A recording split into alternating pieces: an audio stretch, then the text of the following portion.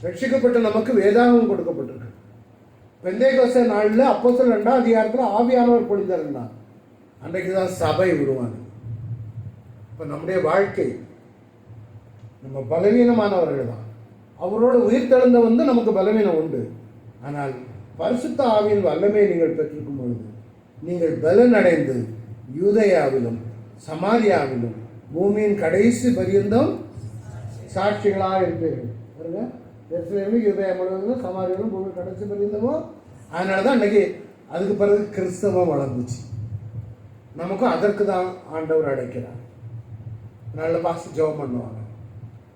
அவரோடு கூட அவருக்கு நம்ம ஒப்பு கொடுத்து, ஆண்டவரே எங்களை நீங்கள் நிரப்பணும், ஆண்டவர் இந்த வல்லமை வேணும், கற்றுக்கொண்டோம், கர்த்தர் உங்களை ஆசீர்வதிப்பாங்க. ஐயா ஜெபம். எல்லாரும் கண்களை மூடி நம்ம ஜெபிக்கலாம். எல்லாரும் ஒரு மனதோடு கூட இன்னைக்கு நம்ம எப்படி இருக்கிறோம், அந்த வார்த்தைகளை கேட்கும் போதே நான் எப்படி இருக்கிறேன். ஒருவேளை நம்ம சபைக்கு வருகிறவர்களாக இருக்கலாம், ஜெபிக்கிறவர்களாக இருக்கலாம். ஆனால் நான் எப்படி இருக்கிறேன் ஒரு விஷயம் சிந்தித்து பார்ப்பீங்களா? கர்த்தருடைய ரட்சிப்பை பெற்றிருக்கிறோம் என்று நம்ம சொல்லுகிறோம். ஆனால் ரட்சிக்கப்பட்டிருக்கிற அந்த புதிய சிருஷ்டி அனுபவத்தோடு நம்ம வாழ்கிறோமா? இயேசுவோடு அந்த பாடு சிலுவையில் நம்மளும் மறித்து நாமும் நம்முடைய பாவங்களை அடக்கம் பண்ணி அவரோடு கூட அந்த பரிசுத்தத்தில் உயிர்த்தெழுகிற அந்த அனுபவத்துக்குள் நம்ம வந்திருக்கிறோமா? இந்த உலகத்திலே பரிசுத்த வாழ்க்கையை நம்ம ஓட வேண்டும் என்று சொல்வதற்காக நம்முடைய பரிசுத்த ஆவியின் வல்லமை நமக்கு கொடுத்திருக்கிறாரே, அதை பெற்று நம்ம பரிசுத்தமாய் வாழ்ந்து கொண்டு இருக்கிறோமா? ஒரு விஷயம் நான் நம்மளை யோசித்து பார்க்கலாமா? நான் எப்படி இருக்கிறேன்? இந்த பண்டிகைகளை குறித்து நாம் தியானிக்கும் போது இன்னைக்கு நம்முடைய ஆவிக்குரிய வாழ்க்கையை ஒரு விஷயத்தையே நம்ம சீர்தூக்கி பார்க்கலாமா? ஆண்டவரே, நானும் ஜலத்தினாலே பிறந்து ஆவியினாலே பிறக்கப்பட்ட ஆண்டவரே உம்முடைய மகளா கர்த்தர் எங்களை நீங்க மாற்றுங்க. ஆண்டவரே, தாழ்த்தி அர்ப்பணிப்பீங்களா? தாழ்த்தி ஆண்டவர் சமூகத்தில் ஒப்புக் கொடுப்பீங்களா? ஏதோ நம்ம வாழ்ந்துட்டு ஏதோ நம்ம ஆராதனைக்கு வந்து நம்முடைய வாழ்க்கையை ஓட்டிட்டு நம்ம போகும் பட்சத்தில் ஆண்டவருடைய ஆசீர்வாதங்களை பெற்றுக்கொள்ள முடியாதுங்க. வேதத்தில் சொல்லப்பட்டிருக்கிற இன்றைக்கு நம்ம வேதத்தில் பார்த்திருக்கிறபடி நம்முடைய ஆவிக்குரிய வாழ்க்கை இருந்தால் மட்டும்தான் தேவனோடு கூட நம்ம இருக்க முடியும், அவரோடு கூட நம்ம வாழ முடியும். நாம் நம்மளை அர்ப்பணிப்போமா? ஆண்டவரே, எங்களை தாழ்த்தி நாங்கள் ஒப்புக் கொடுக்கிறப்பா. உம்முடைய ஆண்டவரே, அந்த பரிசுத்த சிந்தைக்கு நேராக எங்களை தாழ்த்தி நாங்கள் அர்ப்பணிக்கிறோம். ஆண்டவரே, என்னை தருகிறேன் உன் கரத்தில், என்னை படைக்கிறேன் உன் பாதத்தில், என்னை தருகிறேன் உன் கரத்தில், என்னை படைக்கிறேன் உன் பாதத்தில்.